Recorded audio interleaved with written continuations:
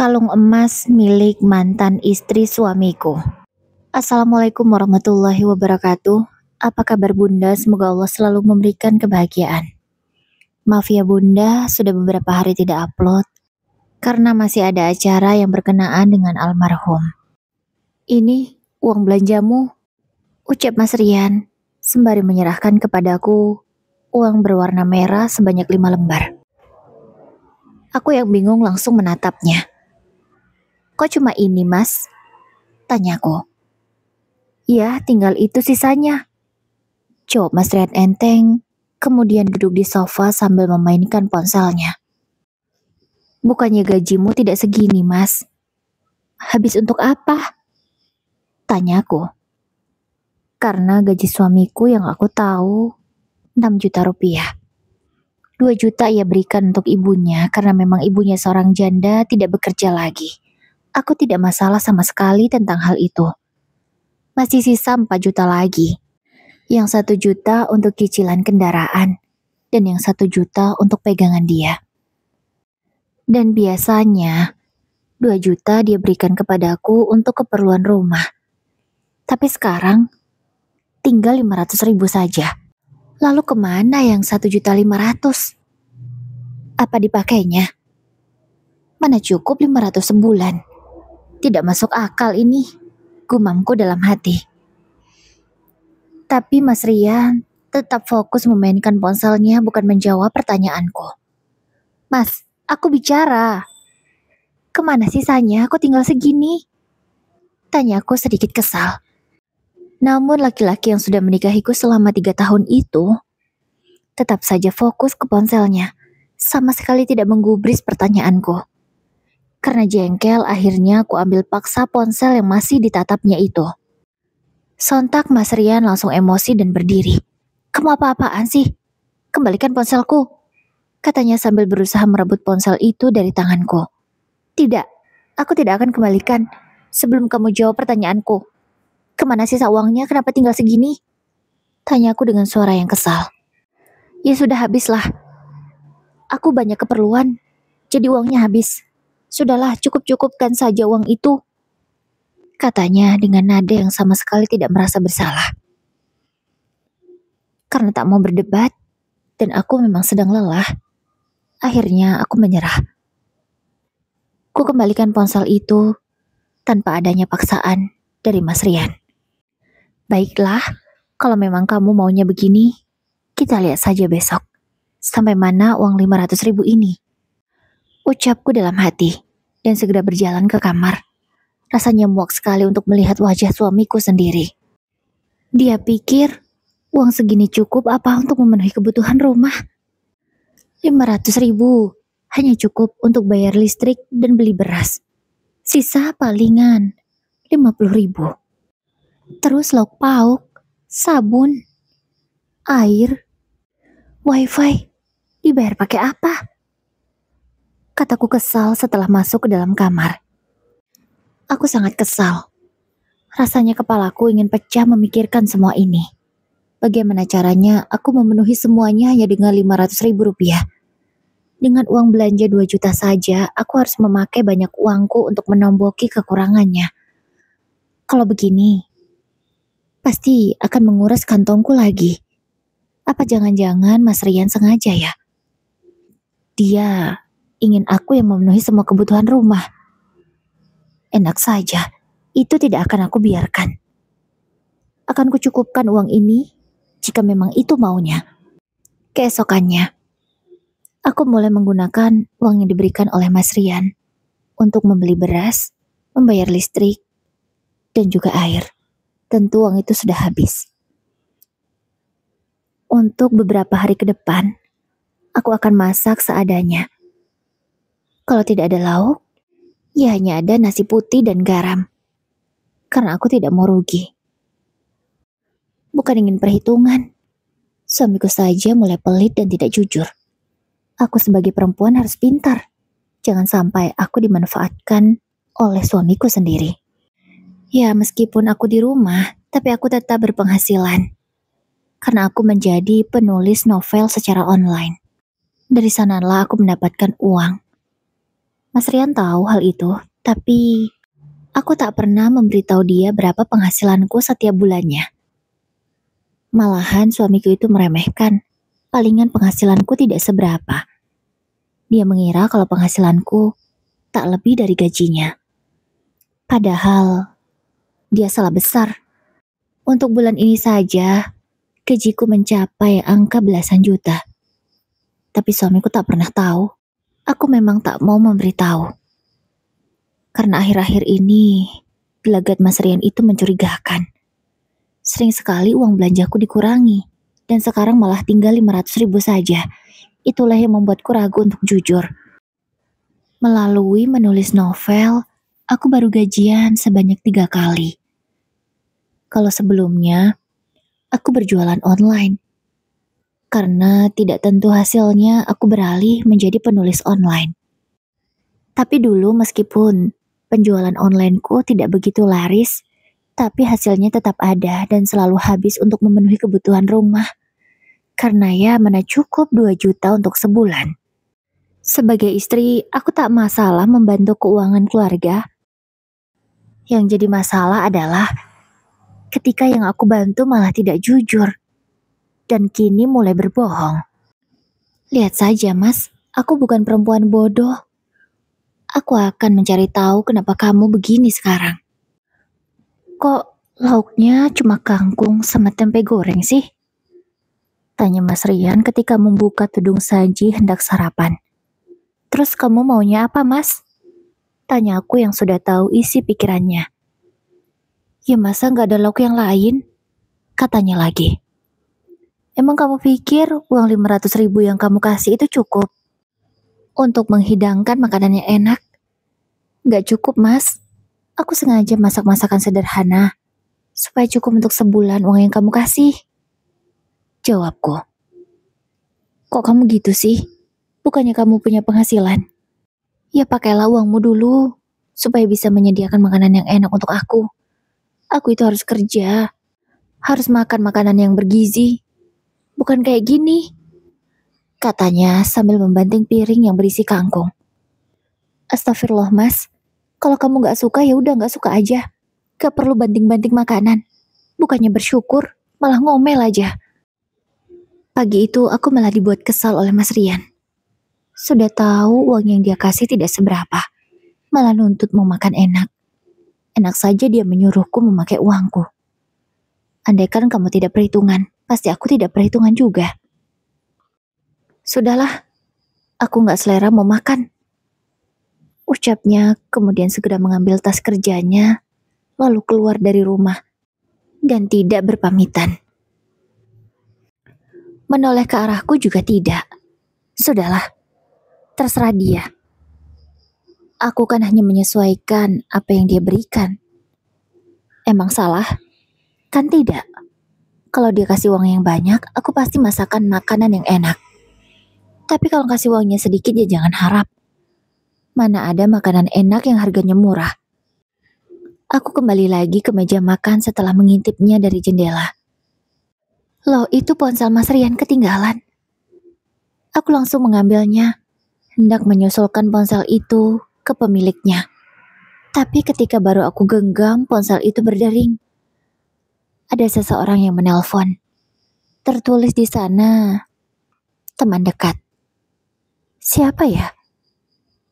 Apa Mas Rian punya teman dekat? Kenapa namanya agak aneh?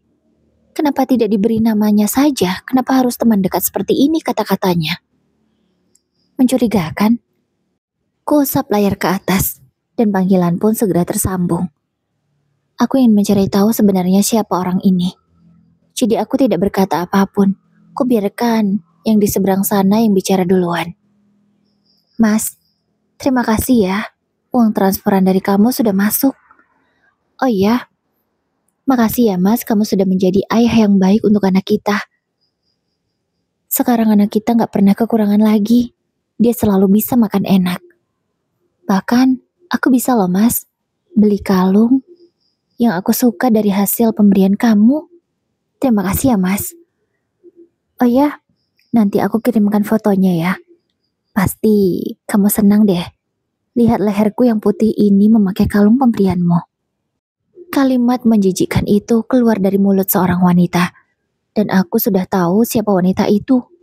Suaranya tidak asing di telingaku. Dia adalah mantan istri suamiku. Iya, aku menikahi seorang duda. Duda yang memiliki satu anak perempuan. Selama ini, Mas Rian memang kerap mengirimkan uang untuk putrinya itu. Biasanya uang yang Mas Rian berikan ke putrinya adalah uang lemburnya. Biasa nominalnya 1 juta atau 1,5 juta. Aku tahu itu dan tidak pernah aku mempermasalahkan. Karena memang seharusnya sebagai seorang ayah, Mas Rian bertanggung jawab atas nafkah anaknya. Tapi kenapa ibunya juga mendapatkan bagian? Mereka kan sudah bercerai. Mas Rian tak bertanggung jawab lagi atas mantan istrinya. Yang harus dia penuhi kebutuhannya adalah anaknya, bukan mantan istrinya. Aku tak tahan mendengar wanita itu berucap, sehingga aku matikan secara sepihak. Emosi di dada ini tentu langsung membara. Rasanya darahku mendidih. Jadi ini alasannya, kenapa uang belanjaku semakin hari semakin berkurang. Karena ternyata bukan anaknya saja yang ia nafkahi, malah mantan istrinya sekalian. Kurang ajar kamu, Mas. Aku tak akan pernah memaafkan hal ini. Ketika aku masih memikirkan ucapan dari mantan istri suamiku yang bernama Lia, terdengarlah suara motor Mas Rian kembali lagi ke rumah. Pasti dia akan mengambil ponsel ini. Aku berusaha berpura-pura tidak tahu, dan seolah tidak terjadi apa-apa. Itu ponselku ya? Tanyanya dengan nada ketus. Iya, ini ponselmu? Jawabku. Aku segera memberikan ponsel itu ke pemiliknya. Meskipun aku kesal, tapi aku berusaha untuk biasa saja. Setelah meraih ponsel itu dari tanganku, Mas Rian segera melajukan motornya lagi. Sama sekali dia tidak berpamitan atau menciumku seperti biasanya. Benar-benar sudah berubah. Ternyata yang membuatnya berubah adalah mantan istrinya sendiri. Baiklah, kita mulai permainannya. Tak lama setelah kepergian Mas Rian, ponselku berdering. Di sana tertulislah nama ibu mertua. Siapa lagi kalau bukan ibu dari suamiku? Sebenarnya malas untuk mengangkat panggilannya. Karena pasti ada saja yang dipermasalahkan. Tapi mau tak mau aku harus tetap menjawab panggilan itu. Kuusap tombol yang berwarna hijau. Panggilan terhubung. Assalamualaikum Bu, ada apa? Tanyaku dengan sopan dan lembut. Namun salamku bukan dijawab. Tapi aku malah mendapatkan cacian dan makian. Kamu ya, istri gak becus. Bukannya ngurusin suami, malah suami gak dimasakin. Suami mau kerja malah dibiarin perutnya kosong. Kamu itu istri macam apa? Kata ibu mertua ngomel panjang lebar. Bukan hanya kalimat itu saja yang keluar. Tapi semua nama hewan sudah terlontarkan sebelumnya. Ya sudah biasa aku mendengar cacian makian seperti itu. Karena ibu mertua tak pernah suka kepadaku. Di matanya aku selalu salah. Apalagi jika suamiku mengadu yang bukan-bukan. Semakinlah jelek aku di mata ibu mertua. Aku masak kok Bu. Tanya aja sama Mas Rian sendiri. Aku masak. Dianya saja yang gak mau makan masakanku. Jawabku dengan santai. Karena memang aku tidak salah menurutku. Kalau kamu masak, terus kenapa dia harus makan di sini pagi-pagi? Itu berarti kamu gak masak. Atau apa yang kamu masak itu gak enak pastinya. Kata mertuaku lagi tetap mengomel. Aku kan masak sesuai dengan uang belanja yang Mas Rian berikan, Bu. Jawabku lagi. Alah, kamu itu selalu aja ngejawab kalau dibilangin. Gimana suamimu mau betah di rumah kalau kamu tak bisa menghidangkan makanan yang enak, tidak bisa memuaskan perutnya? Jangan salahkan anakku ya, jika dia lebih memilih wanita lain daripada kamu. Ucap ibu mertua lagi malah mengancam. Ya terserah Mas Rian lah Bu. Aku kan hanya memasak apa yang cukup dari uang yang dia berikan. Jadi jangan salahkan aku. Sudah ya Bu, aku sibuk. Aku segera mematikan telepon secara sepihak. Aku tak peduli mau dibilang menantu tak sopan atau apa. Aku sudah muak dengan semuanya. Jadi begitu Mas tingkahmu? Ada masalah sedikit langsung ngadu ke ibumu. Seperti anak kecil saja. Ucapku semakin kesal. Seharusnya hari ini aku bisa menyelesaikan menulisku. Tapi karena moodku yang hancur, aku tak bisa melanjutkannya. Semua itu harus aku tunda sampai hatiku tenang, supaya ide-ide dalam kepalaku ini bisa terrealisasi dengan baik, agar bisa menjadi tulisan yang indah dan enak dibaca. Baru saja ingin menenangkan pikiran, tiba-tiba ponselku berdering lagi.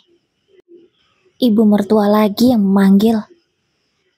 Karena tak mau berdebat, aku memilih mematikan ponselku saja, supaya tak ada lagi yang menelpon. Apa yang harus aku lakukan selanjutnya ya? Dari mana aku mendapatkan bukti kalau mereka ada hubungan?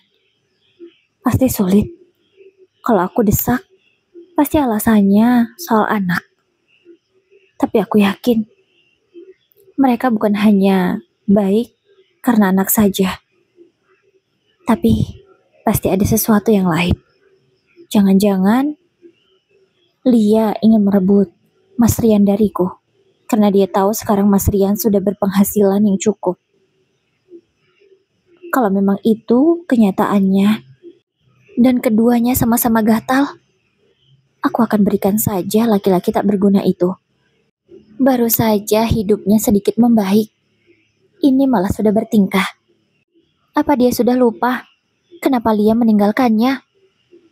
Wanita itu kan tidak mau hidup susah. Sekarang, giliran ekonominya sudah lumayan enak. Ini malah mendekati lagi wanita itu dan mengabaikanku.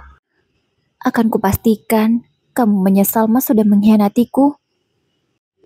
Ketika aku masih pusing memikirkan semuanya, tiba-tiba pintu rumah diketuk. Dari ketukannya, aku sudah hafal betul. Itu siapa? Dengan malas, aku berjalan mendekati pintu, lalu membuka kuncinya. Tuh kan beneran dugaanku, pasti ibu mertua. Pasti beliau akan ngomel karena aku mematikan ponselku tadi. Kamu ini ya, dasar menantu tidak sopan. Tidak tahu diri. Mertua lagi ngomong malah dimatiin. Anakku gak diurus dengan baik lagi, kata ibu mertua dengan berteriak. Menyesal aku menerima kamu menjadi menantu. Mendingan dulu Rian tetap nikah sama Lia dan gak nikah sama kamu. Lia itu jauh lebih baik daripada kamu, tahu gak? Aku hanya bisa mengusap telingaku. Rasanya panas mendengar teriakan ibu mertua. Ibu yakin Mbak Lia lebih baik daripada aku? Mana ada Bu, istri yang baik meninggalkan suaminya ketika lagi susah ekonominya. Kalau dia emang wanita yang baik, tidak akan meninggalkan Mas Rian yang saat itu tidak bergaji besar.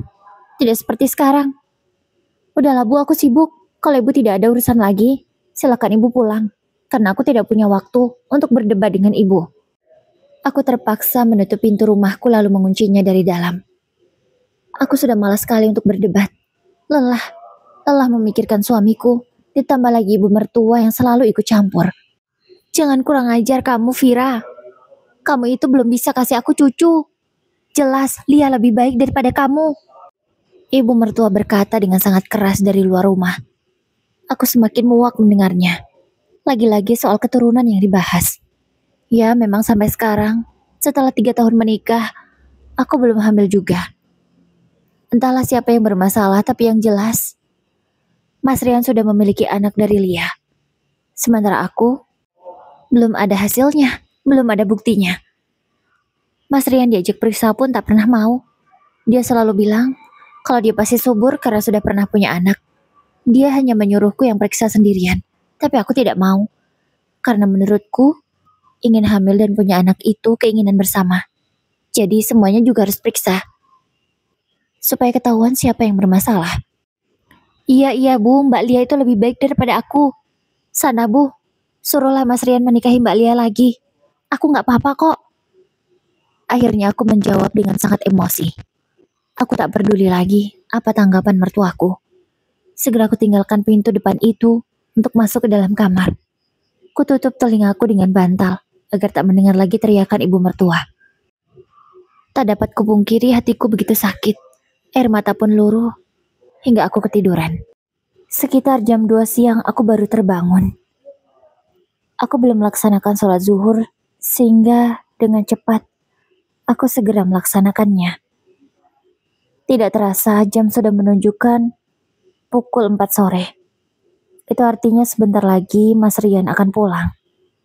Tapi sampai jam 5 suamiku belum sampai di rumah. Kemana dia? Jangan-jangan mampir ke rumah mantan istrinya lagi. Kebiasaan banget.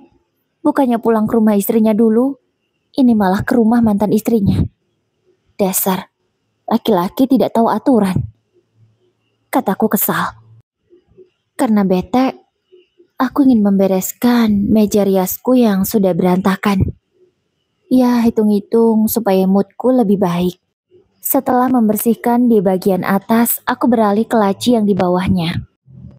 Ada 2 laci. Aku membersihkannya satu persatu. Di laci pertama, tidak ada sesuatu yang aku temukan selain barang yang berantakan. Sudah kususun rapi dompet-dompetku dan beberapa barang-barang pribadiku. Setelah itu aku beralih ke laci kedua, di mana laci itu adalah tempat yang biasa suamiku gunakan untuk menyimpan barang-barang pribadinya. Aku memang sengaja memisahkannya agar mudah mencari. Namun baru membuka laci itu, aku menemukan secari kertas. Aku segera membacanya karena penasaran apa isinya. Itu adalah slip gaji suamiku. Selama ini aku tak pernah melihat slip gajinya. Tapi sekarang aku malah menemukan slip gaji itu di dalam laci. Dengan teliti aku membacanya. Betapa terkejutnya aku, karena di sana tertulislah nominal yang sangat besar. Setauku selama ini suamiku hanya bergaji 6 juta, gaji pokoknya. Sementara lemburnya dia berikan kepada anak perempuannya. Tapi di sini, lebih dari itu. Gaji suamiku ternyata 10 juta rupiah, belum termasuk lembur. Jadi gajimu sudah naik, Mas? Kenapa kamu tidak memberitahu aku? Lalu kemana sisa gajimu selama ini? Kenapa yang kamu berikan kepadaku hanya 2 juta dan selalu berkurang setiap bulannya? Keterlaluan sekali. Pasti kamu berikan ke mantan istrimu itu kan? Aku mengomel tidak karuan. Hatiku benar-benar hancur. Tidak kusangka sejauh ini suamiku membohongi aku. Kupikir memang gajinya hanya 6 juta. Dan aku diberi 500 ribu sementara sisanya diberikan kepada mantan istrinya. Tapi aku salah. Ternyata yang dia berikan ke mantan istrinya jauh lebih banyak daripada yang dia berikan kepadaku. Bagus sekali kamu, Mas. Lihat saja. Akan kubuat kamu benar-benar menyesal. Aku semakin emosi. Ku kepalkan tanganku untuk menahan amarah ini. Tapi tak kuat juga. Akhirnya aku lampiaskan dengan memukul meja. Tapi terasa tanganku sakit. Aku bahkan sampai meniupnya karena saking sakitnya. Bodohnya kamu, Vira. Kenapa harus meninju meja sih? Sudah tahu tanganmu tidak kebal, tidak seberapa. Kenapa malah meninju meja segala? Ceroboh sekali. Ucapku kesal mengumpati diri sendiri. Ya begitulah aku ketika emosi, tidak bisa mengendalikan diri. Ingin membanting atau meninju sesuatu yang sebenarnya itu merugikan diri sendiri. Dari mana kamu, Mas? Tanya aku ke Mas Rian yang baru pulang di jam 7 malam. Biasalah, main sama teman-teman. Jawabnya enteng. Tentu saja aku tahu kalau jawaban itu bohong. Karena dari pantauanku, Mas Rian itu ada di rumah Lia. Aku memantaunya dari ponselku yang sudah tertaut langsung dengan ponsel Mas Rian. Jadi dimanapun dia berada, aku tahu. Aku sudah melakukan ini semenjak aku merasa curiga. Ngapain aja kamu sama temanmu, Mas? Kelihatannya kamu bahagia sekali. Tanya aku menyindir. Karena terlihat Mas Rian sangat bahagia sekali. Seperti habis dapat arisan ratusan juta. Atau jangan-jangan dia diberi jatah oleh mantan istrinya itu ya? Karena aku yakin wanita gatal seperti Lia pasti rela melakukan apa saja asal keinginannya bisa terwujud, termasuk menyerahkan harga dirinya. Aku yakin itu. Dan kalau sampai itu benar terjadi, aku tak akan segan menjebloskan mereka berdua ke penjara. Mas, kamu ngomong apa sama ibu tadi pagi? Tanyaku membahas soal tadi pagi, ibu mertua yang datang ke sini marah-marah.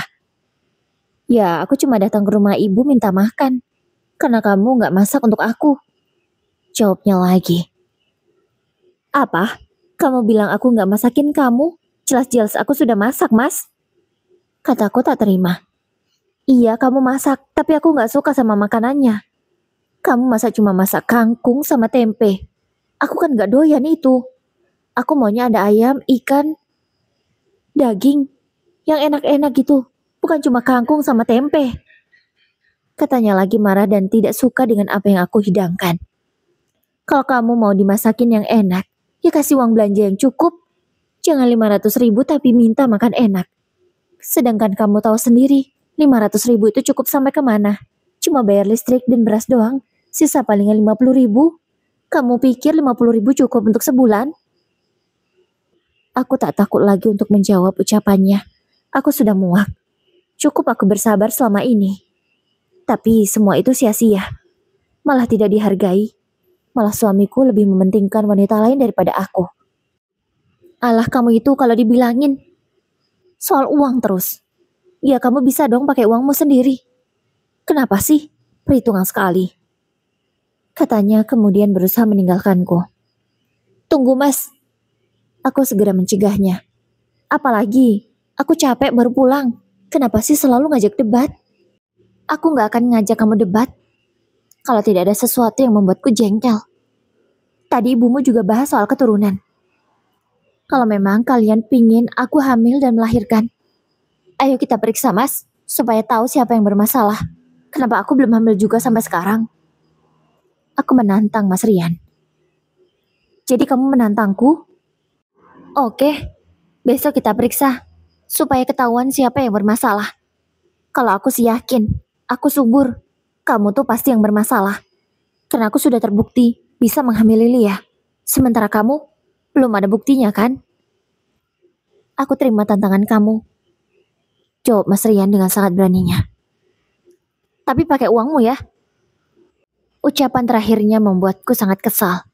Bisa-bisanya seorang laki-laki berkata demikian. Bukannya ia yang mau mengeluarkan uang, tapi malah menyuruh aku yang membayarnya. Tapi demi pembuktian aku rela. Oke mas, kita buktikan. Dan aku mau membiayai pemeriksaannya. Kita cari rumah sakit yang paling bagus di kota ini. Supaya hasilnya valid. Dan tidak ada lagi nanti yang protes akan hasilnya. Termasuk ibumu. Karena aku sudah muak mas. Ibumu selalu menyalahkanku soal keturunan. Dia selalu menganggap aku yang bermasalah. Padahal belum tentu kan. Bisa jadi sekarang kamu bermasalah. Meskipun dulu kamu sudah punya anak dengan Lia. Aku tidak tahu. Mungkin aku sudah durhaka atau apa. Tapi aku benar-benar lelah. Aku tidak punya siapa-siapa lagi selain suamiku. Tapi sekarang dia malah menjadi orang yang paling menyebalkan. Aku tak boleh tinggal diam. Meskipun aku seorang wanita dan hanya sendiri, aku tak mau ditindas. Aku tak mau terus-terusan disakiti begini. Keesokannya, aku dan Mas Rian berangkat ke rumah sakit yang paling bagus di kota ini. Untungnya kami memenuhi persyaratan untuk pemeriksaan kesuburan. Setelah melalui proses pemeriksaan yang panjang, akhirnya hasilnya keluar. Untung tidak harus menunggu beberapa hari. Hari itu langsung keluar juga hasilnya. Dokter pun membacakan hasilnya karena kami tidak begitu paham. Jadi, kami jelaskan ya Bu. Dokter pun menjelaskan satu persatu hasil pemeriksaannya. Pertama yang dibacakan adalah hasil pemeriksaanku. Dokter mengatakan bahwa rahimku sehat, sel telurku bagus dan banyak. Sangat memungkinkan sekali untuk hamil. Dan tidak ada masalah atau penyakit di dalam rahim. Sehingga dokter yakin kalau aku bisa hamil. Dan sekarang giliran hasil pemeriksaan Mas Rian. Maaf Pak, dari hasil pemeriksaan Bapak kurang subur. Yang aktif tidak lebih dari 25%. Itu belum memungkinkan untuk bisa membuahi Pak. Minimal yang aktif itu harus 70% baru bisa dikatakan subur. Dan Bapak kurang dari 70%. Jadi kemungkinan besar masalahnya ada di Bapak. Jadi kami bisa menyarankan untuk meminum vitamin supaya kualitasnya menjadi lebih baik dan banyak yang aktif.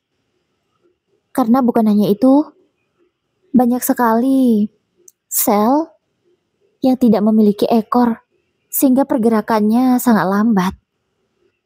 Bisa jadi itu juga yang menghambat kehamilan istri Bapak. Sekali lagi kami mohon maaf ya Pak, dengan berat kami harus menyampaikan hasil pemeriksaan ini. Ucap dokter panjang lebar menjelaskan. Kok bisa gitu dok? Tapi saya pernah punya anak. Waktu itu tidak butuh waktu lama lagi. Hanya 1 bulan istri saya sudah hamil, istri pertama saya.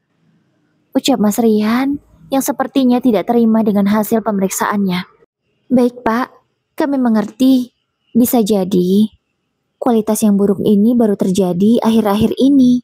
Kalau sebelumnya bagus, kemungkinan Bapak untuk sembuh itu lebih cepat. Tapi kalau dari dulu memang keadaannya begini, seharusnya Bapak tidak bisa membuahi. Maaf ya Pak, bukan saya ingin berpikir macam-macam. Tapi kalau melihat kondisi Bapak, sepertinya ini sudah terjadi dalam waktu yang lama. Bukan hanya 1 tahun atau 2 tahun. Apalagi selama ini Bapak tidak pernah meminum vitamin atau obat-obatan kan? Tanya dokter lagi memastikan. Mas Rian hanya menggeleng. Lagian saya ngapain minum begituan dok? Kan saya baik-baik saja. Saya punya anak loh dok. Mas Rian tetap saja ngeyel. Iya Pak, kami mengerti. Mudah-mudahan dengan meminum vitamin, kualitas selnya segera baik ya Pak. Dan istri Bapak segera hamil. Saya pun berharap demikian. Ucap dokter dengan lembut. Dokter berusaha menjelaskan dengan sangat hati-hati. Agar tidak menyinggung perasaan Mas Rian. Udahlah, ayo kita pulang. Aku rasa tidak ada gunanya kita periksa. Mas Rian pun dengan tidak sopan segera menarik tanganku. Maaf ya dok, terima kasih dok. Ucapku kepada dokter karena merasa tidak enak. Sesampainya di rumah, Mas Ria semakin marah-marah.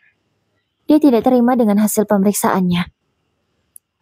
Aku pun mulai berpikir, apa jangan-jangan anak Lia itu bukan anak Mas Rian? Tapi kok bisa begitu? Tadi Mas Rian juga bilang 1 bulan saja Lia sudah hamil dulu. Aku malah jadi negative thinking. Tapi bagaimana caraku membuktikan kalau anak Lia itu bukan anak Mas Rian ya? Apa aku harus melakukan tes DNA? Tapi bagaimana caranya? Mas, apa kamu tidak kepikiran dengan ucapan dokter tadi? Tanya aku ke Mas Rian. Ucapan yang mana? Ucapan dokter itu ngawur semua. Aku gak percaya sama dia. Masa dibilang aku tidak subur? Padahal aku sudah punya anak loh. Katanya lagi masih tetap ngeyel. Mas, aku tidak mempermasalahkan jika kamu tidak subur atau apa. Tapi yang sekarang jadi masalah. Apa kamu tidak curiga? Apa benar anak Lia itu anak kamu? Sedangkan dokter saja memperkirakan bahwa kamu seperti ini itu sudah lama. Kataku. Jadi kamu meragukan aku? Tanya Mas Rian tidak terima. Bukan meragukan mas. Aku cuma ingin memastikan saja benarkah anak Lia itu anak kamu. Kalau memang kamu bersedia untuk tes DNA, aku siap kok membiayainya.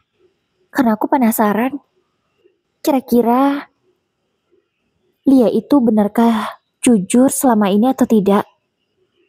Oh iya, aku juga sudah tahu mas selama ini gajimu itu kemana dan jumlah aslinya berapa. Aku tahu semuanya mas, aku sudah memantau gerak-gerikmu selama ini. Kamu tidak usah mengelak, aku selama ini cuma berpura-pura tidak tahu, supaya kamu merasa aman. Tapi setelah tahu hasil pemeriksaan tadi, dan kamu sangat ngotot bahwa percaya sekali dengan liamu itu, aku jadi muak. Aku malah tidak bisa sabar lagi sekarang. Aku ingin membuktikan semuanya. Dan bisa saja aku melaporkanmu ke polisi. Karena kamu selama ini sudah membohongi aku sebagai istri kamu. Dan itu bisa dipidana loh, Mas. Aku sengaja mengatakan itu semua. Supaya Mas Rian takut dan bisa berpikir. Maksud kamu? Tanyanya dengan gugup. Kenapa gugup gitu? Kenapa tidak santai saja seperti kamu membohongiku kemarin-kemarin? Apa kamu takut juga ya kalau ketahuan sebenarnya? Mentalmu secupu itu ternyata ya, Mas? Aku terus mengejeknya. Maksudmu apa sih, Vira? Aku tak pernah seperti yang kamu pikirkan. Jangan menuduhku yang bukan-bukan. Katanya lagi. Jadi kamu masih mengelak? Tapi aku sudah punya bukti kok, Mas. Bukti transfernya. Aku terpaksa berbohong soal ini. Padahal aku belum punya bukti kalau soal transfer. Tapi aku hanya ingin menggertak Mas Rian saja. Aku juga punya bukti, Mas. Kapan saja kamu ke rumah Lia, bertamu di jam yang tidak wajar. Bahkan, kamu sering membohongiku dengan alasan ingin menemui anakmu. Aku juga pernah mendengar sendiri dari mulut perempuan itu. Kalau kamu kirim uang ke dia untuk membeli perhiasan. Aku tahu semuanya. Selama ini aku hanya berpura-pura tidak tahu saja. Ucapku dengan ekspresi yang aku buat, agar Mas Rian merasa takut dengan ucapanku. Vira, ini tidak seperti yang kamu pikirkan. Aku bisa jelaskan semuanya. Kata Mas Rian masih tetap saja berusaha mengelak. Sudahlah Mas, tidak usah membela diri. Semuanya sudah terbuka jelas. Kalau memang kamu tidak mau dilaporkan ke polisi, aku punya satu permintaan. Apa itu? Tanyanya cepat. Kamu harus mau tes DNA. Agar kita tahu sebenarnya anak Lia itu anak siapa. Anakmu atau bukan? Aku menantangnya lagi. Mas Rian diam sejenak. Dan beberapa saat kemudian dia menjawab. Oke, aku mau. Tapi kamu jangan macam-macam ya. Aku tidak akan mentransfer uang ke Lia lagi kok. Aku janji, cuma mau kasih uang untuk anak kami saja. Tidak untuk Lia. Aku janji sama kamu. Katanya memohon. Baiklah, aku akan beri kesempatan kedua ya.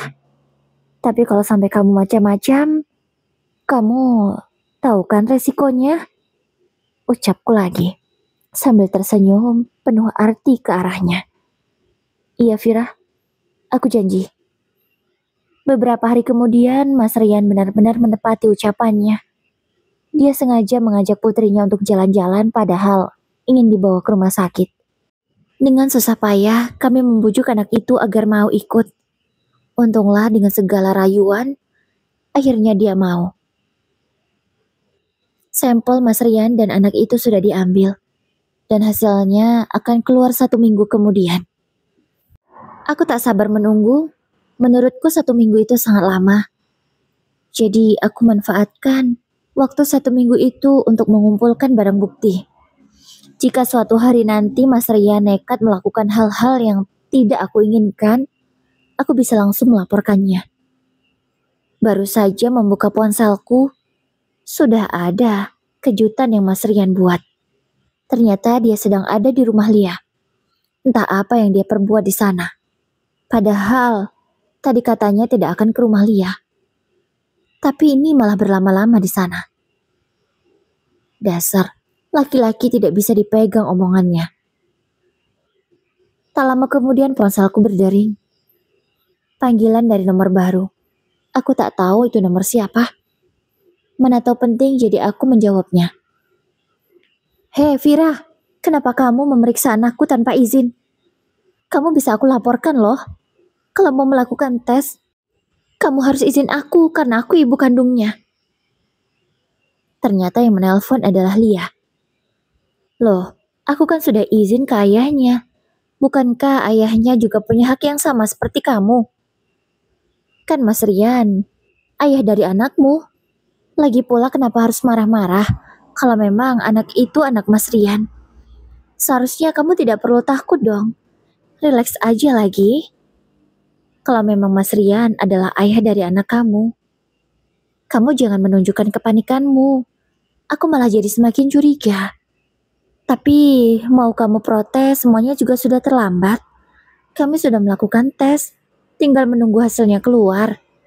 Dan kamu jangan pernah berpikir bisa memalsukan hasilnya ya.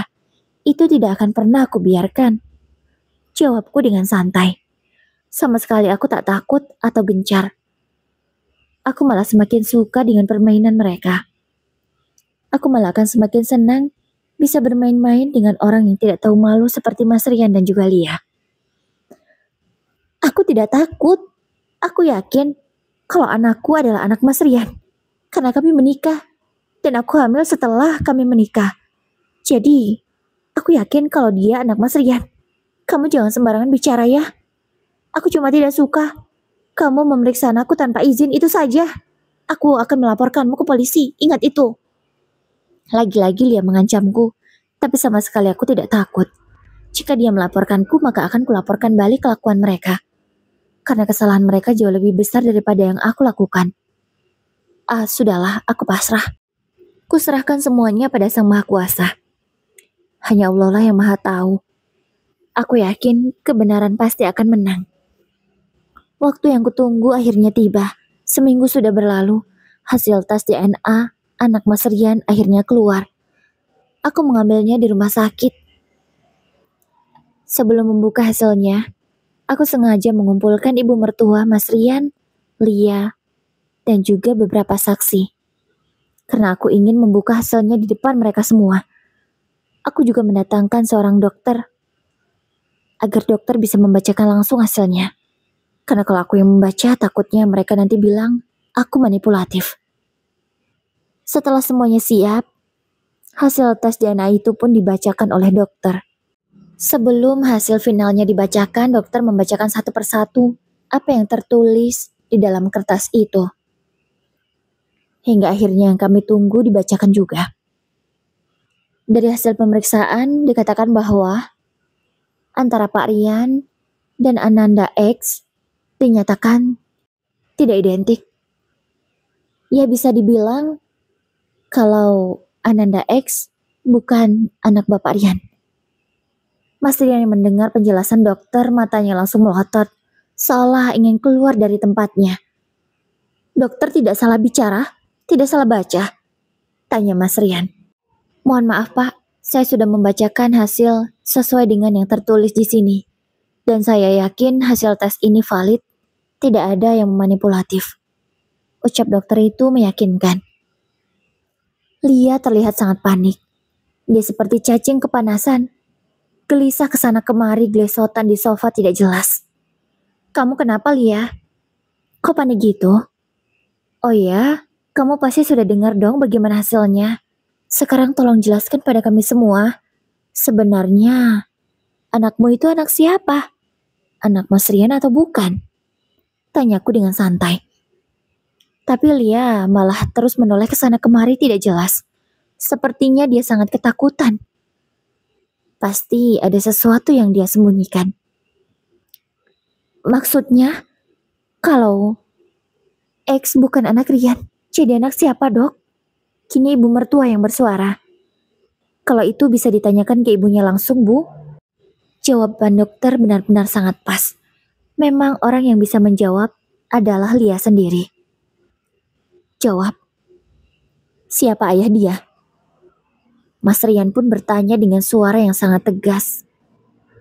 Aku melihat ada raut kemarahan di wajah Mas Rian. Wajahnya sampai memerah saking emosinya. Mas, aku bisa jelaskan. Tidak seperti yang kamu pikir, Mas. Jawaban Lia malah tidak menjawab pertanyaan. Dia seolah ingin menghindar. Jawab saja. Sebenarnya, X itu anak siapa? Anakku atau bukan? Kata Mas Rian sekali lagi dengan nada yang semakin tegas.